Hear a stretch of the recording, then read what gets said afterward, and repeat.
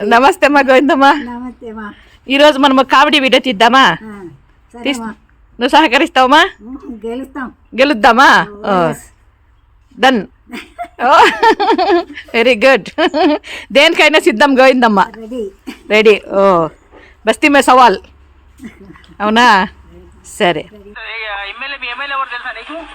నాకు తెలియదు, మా ఆయనకు తెలుసు.